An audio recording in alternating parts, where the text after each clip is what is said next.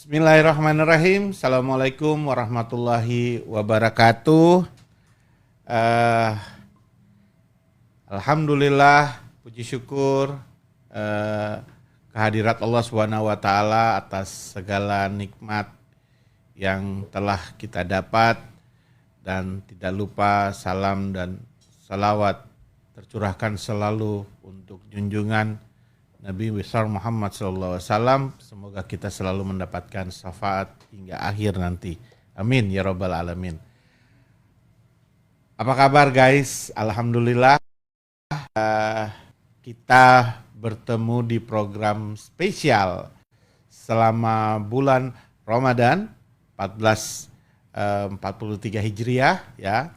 Program Salam Ramadan bersama Bapak Razi yang insya Allah akan diselenggarakan rutin ya, setiap hari dari hari Senin sampai dengan hari Jumat ya, setiap jam 5 sore ya.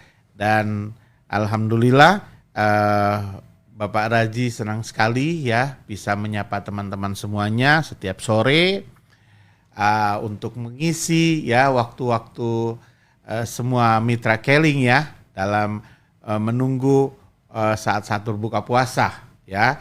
Dan tapi kalau jam segini juga untuk teman-teman di wilayah timur sudah berbuka ya.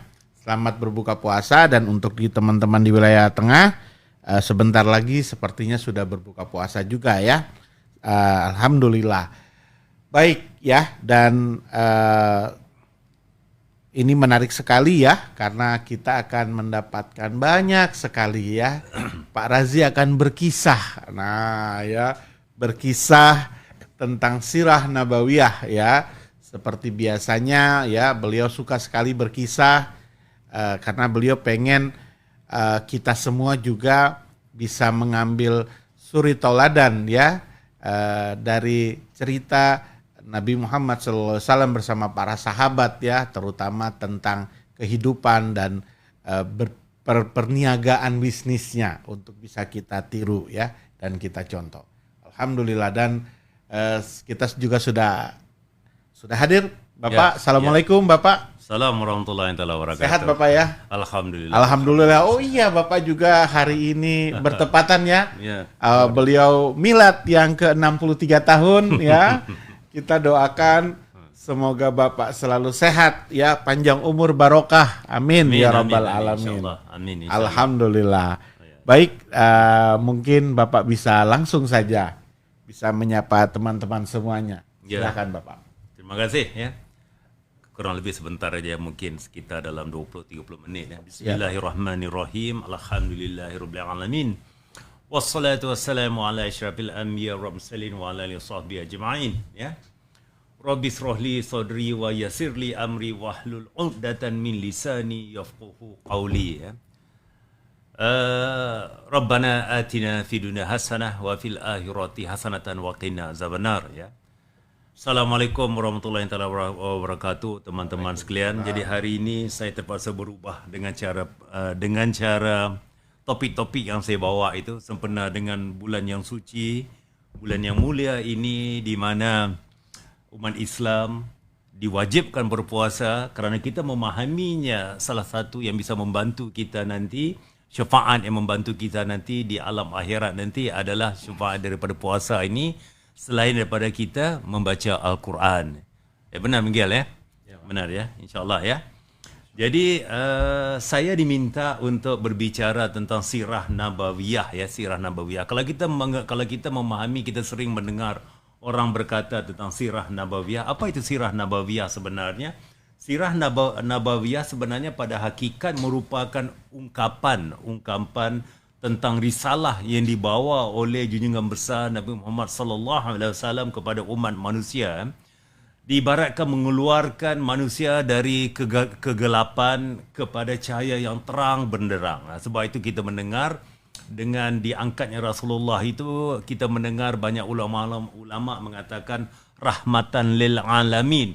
Ditutup pintu-pintu seksa itu seketat-ketatnya, maka pintu rahmat itu dibuka seluas-luasnya.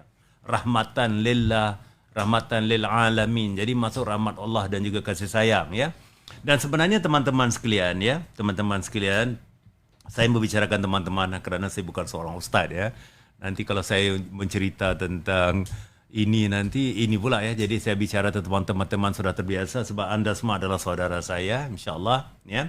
Kalau kita membicarakan dalam agama Islam ini sesungguhnya beriman kepada Rasul ini ya adalah wajib, salah satu rukun iman.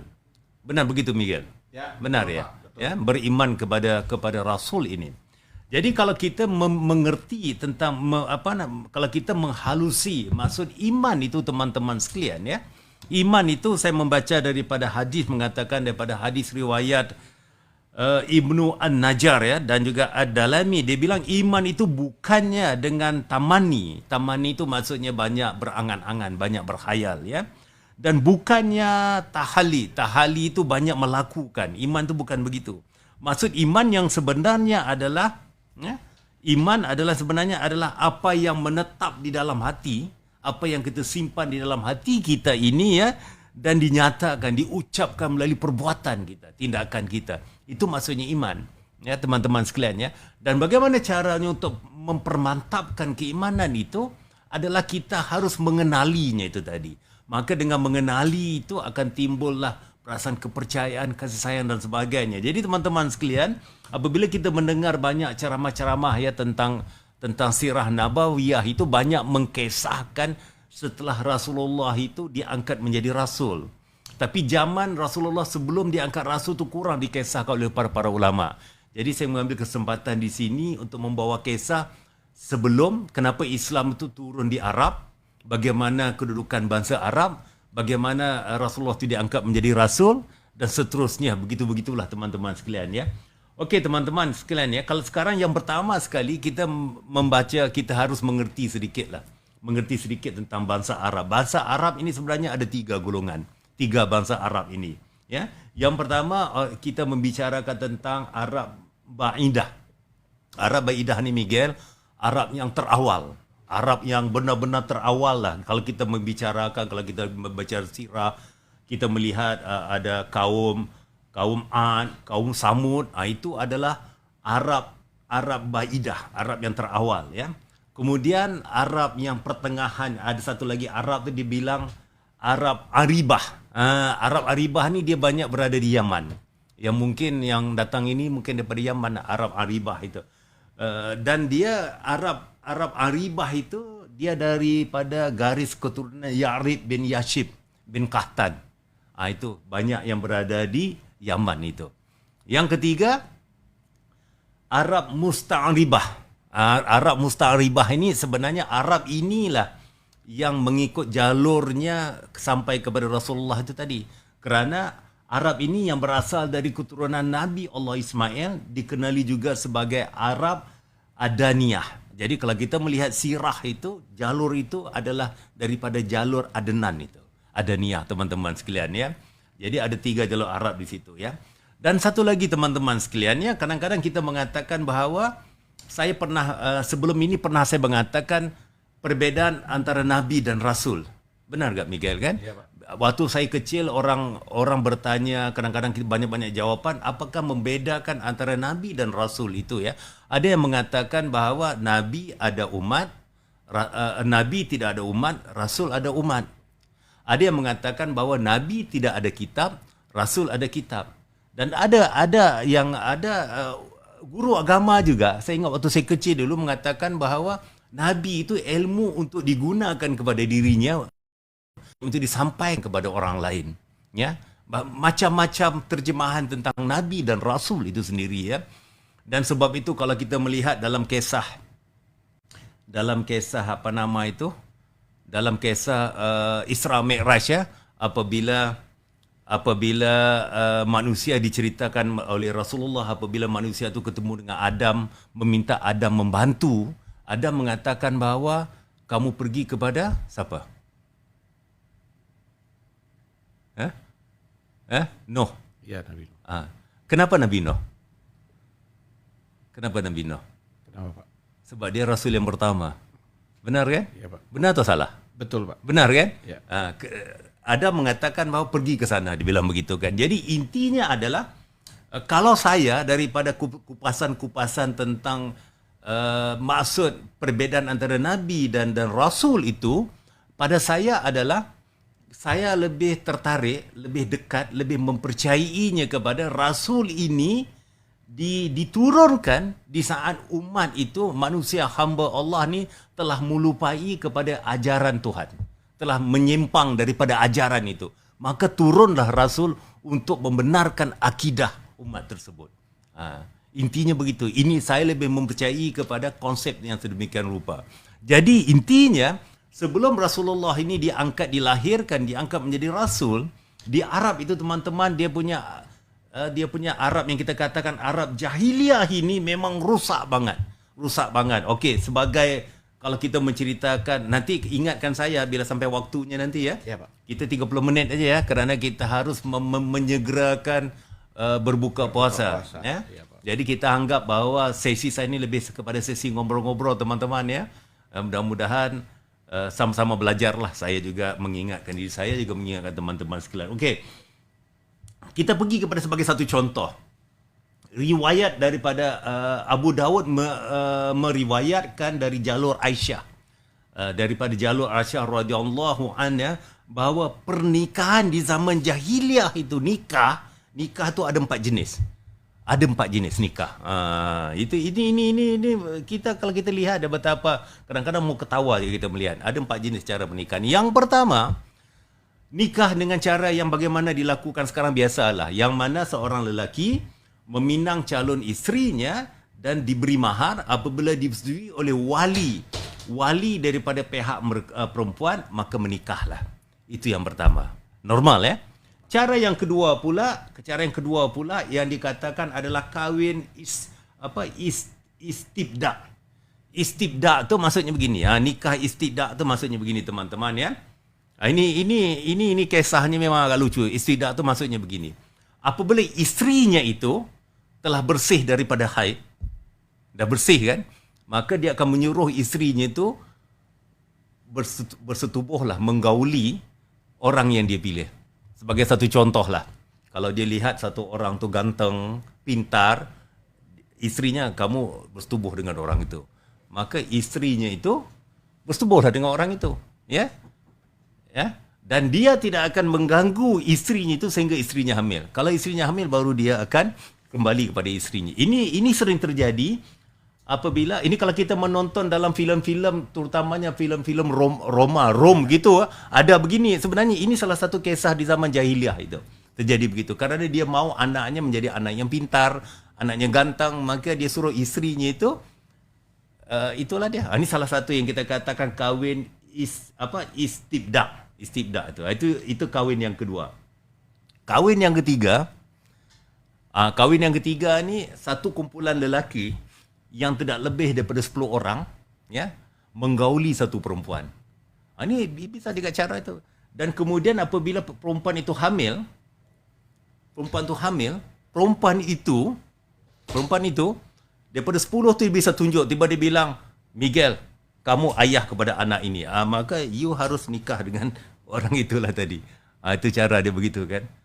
Kenapa you senyum, kenapa? Baru dengar kisahnya. Ini cara yang ketiga. Cara yang keempat ini menunjukkan betapa rosaknya akhlak zaman jahiliyah dulu. Bagaimana satu kewajipan Rasulullah yang cukup luar biasa, bagaimana dia modernkan Arab jahiliyah ini tadi ya. Jadi yang keempatnya biasanya ginilah. Dia dapat perempuan yang kurang bagus lah. Perempuan yang kurang bagus.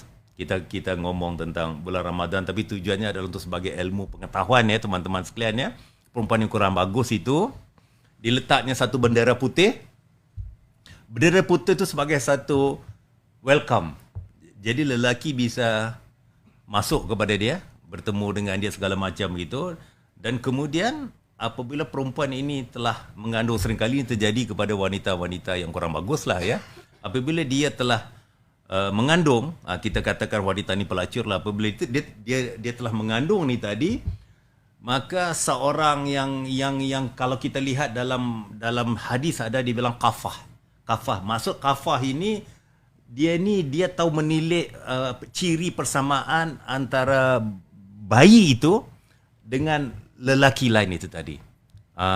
Itu cerita tentang kafah ini tadi ya. Maka kafah ini akan menentukan siapa ayah kepada anak itu berdasar kepada orang-orang yang telah melanggani contohnya pelacur tersebutlah. Nah, ini kafah itu tadilah. Tapi dia ciri-cirinya begitu kan. Jadi teman-teman sekalian, kalau kita melihat ya, memang begitu buruk sekali. Begitu buruk sekali sifat sifat daripada kalangan jahiliah ini, yang terutamanya yang bukan bangsawan dah, yang bukan bangsawan ya. Jadi setelah kita faham, setelah Allah SWT mengutuskan junjungan besar Nabi Muhammad SAW tu, maka pernikahan seumpama ini diharamkan dan harus dilakukan dengan kaedah pernikahan Islam. Maka dihilangkan dengan begitulah. Dan kalau kita melihat dalam sisi sejarah lah, hubungan sesama manusia ni sangat lemah sekali di zaman jahiliyah, sangat lemah sekali.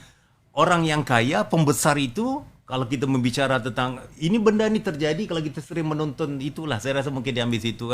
Pembesar-pembesar ni asyik memikirkan bagaimana caranya mengawal kekayaan rakyat daripada rakyat.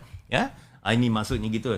Di samping mencetuskan peperangan, suka berantam, perang dan berbagai lagi bentuk permusuhan lah. Ini konsep yang terdahulu lah. Orang bilang jungle itulah yang dimikirkan. Orang kaya, dia mikirkan bagaimana lagi dia mau kaya. Orang berkuasa, dia memikirkan bagaimana lagi dia mau berkuasa. Bagaimana lagi mau menambah seli itu, ini segala macam. Memikirkan tentang personal, own self. Kalau kita bicara begitulah ya. Jadi kalau kita menceritakan dalam sisi ekonomi pula teman-teman, sekarang memang berantakan habis ekonominya itu ya. Akhlak rosak ya, dan kadang-kala tidak boleh diterima oleh akal sehat. Tetapi ada juga, bukan semua, tetapi ada juga daripada kalangan, khususnya daripada kalangan dermawan ada ya, masyarakat tersebut yang memiliki akhlak seperti dermawan ada, menepati janji ada, yang menjaga harga diri. Orang Arab itu di salah satu menjaga harga diri itu, mereka siap mati demi harga diri. Kadang-kadang mereka huruskan pedang berlawan demi harga diri. Sopan santun, tekun dan hati-hati, ini ada juga teman-teman sekalian, tetapi tidak banyaklah. Tapi banyak yang banyak merosakkan itu. Okey. Daripada situ teman-teman, ada yang mau tanya enggak Miguel sebelum saya lanjutkan lagi? Nanti sambil kalau mau bertanya mereka akan tulis di kolom chat, Pak. Oh gitu ya. Oh, insyaallah nanti boleh tulis di kolom chat ataupun saya terlalu laju kah? Enggak ya? Enggak, Pak. Enggak ya, saya biasalah ya. Ya, okey, sekarang silakan, kita sekarang kita pergi kepada itu daripada sikap-sikap jahiliah itu tadi. Kemudian kita pergi kepada nasab Nabi Muhammad sallallahu alaihi wasallam. Faham maksud nasab itu apa? Garis keturunan. Jalurnya itu, nasabnya itu. Kita harus faham sebab kita harus mencintai Rasulullah. Dan seringkali kalau kita pergi ke mana-mana, kita akan selawat dan salam kepada junjungan besar Nabi Muhammad sallallahu alaihi wasallam ya, dan pernah para sahabat mengatakan ini benar ya, para sahabat satu hari Rasulullah ni bersama dengan para sahabat ya, sedang istirahat, sekali tiba-tiba saja Rasulullah mengatakan bahawa aku kangen kepada saudaraku. Dia bilang begitu, aku nanti akan kangen kepada saudaraku. Aku nanti akan kangen kepada saudaraku. Jadi sahabat mengatakan, kami ini kan sahabatmu. Kami ini bukan saudara. Dia bilang tidak. Kalian adalah sahabatku. Tapi saudara-saudaraku adalah umat-umat terakhir nih, umat-umat di akhir zaman ini nanti. Aku kangen dengan mereka. Dan bagaimana caranya aku mengenali mereka? Ini teman-teman sahabat bertanya kepada Rasulullah, bagaimana cara untuk mengenali mereka? Kan nanti di padang mahsyar nanti kan terlalu banyak sangat manusia. Kan? Bagaimana tahu bahawa ini adalah saudaramu daripada inilah akhir zaman itu, daripada wajah mereka, daripada sucinya wajah mereka dengan bersih wajah mereka dengan air wuduk itu tadi. Intinya begitu. Benar kan? Ini cara dia. Jadi banyak sekali kisah-kisah Rasulullah tu yang sentiasa mengingati kita, dan kita harus mengingati Rasulullah itu, mengenalinya itu. Okey, yang pertama kita pergi kepada nasab Rasulullah. Ya, nasab jalur Rasulullah itu tadi. Sebenarnya jalur Rasulullah itu daripada kitab yang pernah saya baca, sebenarnya ada 3 bahagian. Satu bahagian tu disepakati oleh semua ulama. Bahagian yang kedua itu ada 50-50, ada yang setuju, ada yang tidak setuju, tetapi yang ketiga itu semua setuju. Bahagian yang pertama itu yang disepakati oleh ahli sirah dan juga nasab ini tadi adalah daripada nasab sampai kepada Adnan yang saya cerita tadilah, Arab itu tadi Adnan. Itu semua sepakat. Ahli sirah, nasab sepakat. Itu yang pertama. Yang kedua pula, ada yang bersetuju, ada yang tidak bersetuju. Itu daripada Adnan sampai ke Nabi Ibrahim. Itu 50-50. Nasab daripada Adnan sampai ke Ibrahim itu 50-50. Tetapi nasab yang ketiga, jalur yang ketiga itu semua sepakat daripada Ibrahim alaihissalam terus kepada Nabi Adam alaihissalam. Itu semua sepakat. Itu daripada jalur garisnya. Kalau Miguel tahu jalur garisnya. Miguel bin apa? Muhammad. Saya paling hafal hanya 3-4 kali. Kalau Arab itu memang mereka akan simpan. Mereka akan simpan memang luar biasa dan memang diturunkan kepada mereka punya anak cucu, teman-teman sekalian. Okey. Sekarang kita pergi kepada bahagian pertama supaya saya bercerita ini supaya kita faham jalur Rasulullah itu sampai ke mana. Nanti saya akan buat sedikit explanation sedikit penerangan di situ. Yang pertama, bahagian pertama laju-lajulah sebab ini panjang ni. Muhammad bin Abdullah. Muhammad itu Ahmad lah nama Rasul kita. Muhammad bin Abdullah bin Abdul Muttalib, kita faham kan Abdul Muttalib itu namanya Syaibah kan, bermaksud uban itu tadi. Ini kita akan cerita kemudian bin Hashim bin Abdi Mana bin Qusay bin Kilab bin Murrah, panjang lagi lah sampai kepada bin Mu'id dan bin Adnan. Itu panjang. Kalau saya cerita begini 7 hari 7 malam lah, enggak selesai, panjang banget itu yang pertama sampai kepada Adnan. Kemudian bahagian kedua pula daripada Adnan itu panjang juga sampai kepada Ibnu Ad bin Humaisi bin Salaman bin Aus, panjang lah sampai bin Ismail bin Ibrahim. Banyak banget dia jalur-jalurnya itu. Ini ada yang mempersoalkan di sini kesahihannya itu, tapi ada juga yang bersetuju panjang. Tapi bahagian ketiga ini para ulama sepakat daripada jalur Nabi Ibrahim kepada Adam itu. Nabi Ibrahim itu sampai kepada Nabi Adam tu nasabnya adalah Ibrahim bin Tariq. Jadi saya tidak mau cerita panjang lah. Kerana sebelum itu kalau kita melihat daripada jalur anak Adam itu adalah Shits. Pernah dengar Nabi Shits enggak? Sebenarnya daripada Ibrahim itu jalurnya daripada anak Adam yang bernama Nabi Shits itu tadi, bin Adam itu tadi. Itulah akhirnya turun kepada Muhammad sallallahu alaihi wasallam. Jadi dan kalau kita melihat pula teman-teman, keluarga Nabi Muhammad ini, keluarga Nabi Muhammad dikenali sebagai Bani Hashim benar kan? Kita nisbahkan sebenar nama Datuk Baginda iaitu bernama Hashim bin Abdul Manaf. Hashim ini kita dengar, saya pun sering mendengarlah ustaz-ustaz ulama menceritakan tentang Hashim itu. Sebenarnya Hashim ini adalah orang yang menguruskan makan minum jemaah haji. Ratusan orang dan mungkin ribuan orang di Mekah itu diuruskan oleh Hashim ini. Dia yang kasih makan gratis. Dia yang kasih makan minum. Dia memang memberi servis. Jadi intinya keturunan Rasulullah adalah keturunan orang-orang bangsawan, orang-orang kaya. Ini dia punya kakek moyangnya Hashim ini tadi. Hashim ni lah Dan kalau kita melihat pula Hashim ini kalau kita melihat memang jalur itu memang cukup terpilih lah Hashim ini adalah seorang yang cukup ramah, santun, baiklah, budi pekertinya cukup tinggi lah dan sebenarnya kalau macam saya katakan tadi sebenarnya, dan beliau juga selain daripada yang pertama kali memberi makan roti kepada jemaah, mengalir air mata kita. Jadi sejak Hashim ni meninggal dunia, maka urusan makan minum ni tadi, makan minum jemaah haji ni diserahkan kepada saudaranya yang bernama Ad Muttalib, bukan Abdul Muttalib Ad-Muttalib bin Abdul Manaf, ya. Orang Quraisy menamakannya adalah Al-Fayyad kerana sifat dermawan itu tadi. Jadi dia yang take over. Tapi apabila dia mendengar Syaibah ataupun Abdul Muttalib ni telah meningkat remaja, maka dia mencari Syaibah ni tadi, Abdul Muttalib tadi, dan ketemu. Bila dia ketemu, dia mengajak supaya mengikut dia pergi ke Mekah.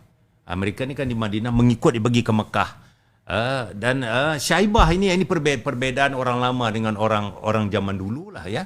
Memang orang zaman dulu walaupun juga bagaimana sekalipun dia tidak akan melakukan tanpa restu daripada ibunya. Dia tidak mahu kecuali ibunya membenarkannya. Maka Abu Talib itu ketemulah dengan Salma, memujuk Salma. Salma tidak membenarkan. Tetapi apabila Abu Talib mengatakan bahawa aku sebenarnya tidak ingin membawanya, tapi aku ingin membawa dia pulang ke kampung ayahnya. Kerana ayah keturunan mereka berasal daripada Mekah. Baru Salma itu bersetuju. Maka dia pun membawa Abdul Muttalib itu tadi, ataupun nama penuhnya Syaibah, nama benarnya Syaibah. Abdul Muttalib ni ke Mekah. Bermulalah perjalanan hidupnya, tinggal bersama dengan Ad-Muttalib sampai Ad-Muttalib itu meninggal dunia. Di sana apabila Ad-Muttalib itu meninggal dunia, ini satu lagi kisah. Jadi kisah itu dia mempunyai harta yang banyak segala macam begitu, ya. Ada seorang bernama Naufal. Naufal merampas hartanya tadi. Tanah Abdul Muttalib. Kan dia sudah diturun kepada Abdul Muttalib, dia merampas harta ini tadi. Tapi inilah satu kisah. Satu kelebihan orang Arab ini tadi, orang Arab ini tadi. Abdul Muttalib ada juga bapa saudara paman, ya, paman yang bernama Abu Sa'ad bin Adi ini. Bila dia mendengar Naufal ini telah merampas tanah yang ditinggalkan oleh Ad-Muttalib kepada Abdul Muttalib ini tadi, maka dia membawa 80 orang. 80 orang ibaratkan anggota lah tentera untuk pergi ke Mekah mencari Naufal ni tadi. Jadi Abdul Muttalib panggil, suruh minum sekali. Aku akan duduk dengan kamu. Aku tidak mau, tapi aku mau ketemu Naufal dulu. Dia ketemu Naufal. Dia mengatakan kepada Naufal, kamu harus serahkan tanah ini balik kepada Abdul Muttalib. Kalau tidak, kita akan berurusan dengan pedang aku. Intinya begitu. Ini bermula zaman-zaman akan berperang ni lah. Maka Naufal itu pun dengan disaksikan yang lain, Naufal itu menyerahkan tanah-tanah itu tadi kepada Abdul Muttalib tadi. Sebenarnya kalau kita menceritakan tentang kisah Abdul Muttalib menarik. Kerana kisah Abdul Muttalib ini orang akan kaitkan dengan dua perkara. Benar kan? Ya. Yang pertama adalah penggalian tanah Zamzam. Penggalian, kalau di sini telaga itu sumur, ya? Ya, sumur Pak. Telaga? Kalau telaga, ya telaga. Oh, telaga. Satu penggalian telaga Zamzam. Kalau kita mencerita Abdul Muttalib ada dua sejarah dia. Satu penggalian telaga Zamzam. Kan waktu itu Zamzam sudah tertimbus, sudah enggak ketemu lagi, hilang lagi begitu. Dan satu lagi adalah perang gajah. Kisah tentera bergajah. Itulah Abdul Muttalib. Jadi saya rasa kita hold dulu untuk kisah yang lebih menarik ni tadi, kepada insya-Allah kepada mungkin besok jika diberikan keizinan Allah Subhanahu Wa Taala, kita akan lanjut kepada besok hari. Dan saya sudahilah dengan wabillahi taufiq wal hidayah. Wassalamualaikum warahmatullahi wabarakatuh. Selamat berbuka puasa selepas ini. Waalaikumsalam warahmatullahi wabarakatuh. Masya Allah, tabarakallah, ya. Alhamdulillah. Jadi luar biasa, ya, Bapak berkisah, ya, tentang sejarah sebelum Rasulullah diangkat, ya. Dan menarik sekali, ya, kisahnya. Dan insya Allah kita bisa mengambil banyak hikmahnya, ya, pelajarannya, ya, dari kisah-kisah Rasulullah ini, insya Allah. Dan insya Allah, ya, ini lumayan, Pak, ya, dalam keadaan kita mendadak pun yang nonton cukup banyak, Pak, ya. Gitu, ya. 80-an orang yang nonton, Pak, ya. Jadi masih menunggu iftar itulah, menunggu buka puasa ini. Ya. Tandanya semua pada kangen dengan Bapak ini, insya Allah, ya. Dan insya Allah teman-teman semuanya, ya, kita akan lanjut lagi, ya, acara Salam Ramadan bersama Bapak Razi Saleh, ya. Besok hari, ya, hari Selasa, Dengan topik tanggal 5 April ya, dengan topik ya. Jadi akan sambung menyambung nih. Sambung Jadi menyambung sampai kepada Rasulullah wafat sampai insyaallah. ya. Makanya waduh rugi kalau teman-teman tidak rutin ya ikut ya insyaallah. Jadi nanti teman-teman bisa hadir ya. Besok lagi insyaallah kita akan mulai on time jam 5 sore waktu Indonesia Barat. Baik, terima kasih teman-teman semuanya atas atensinya ya. Semuanya sudah hadir, terima kasih banyak dan semoga teman-teman semuanya selalu diberikan kesehatan ya, kemudahan ya dalam menjalankan ibadah selama bulan suci Ramadan. Amin ya rabbal alamin. Amin. Oke, kita jumpa lagi besok. Terima kasih. Assalamualaikum warahmatullahi wabarakatuh. Terima kasih.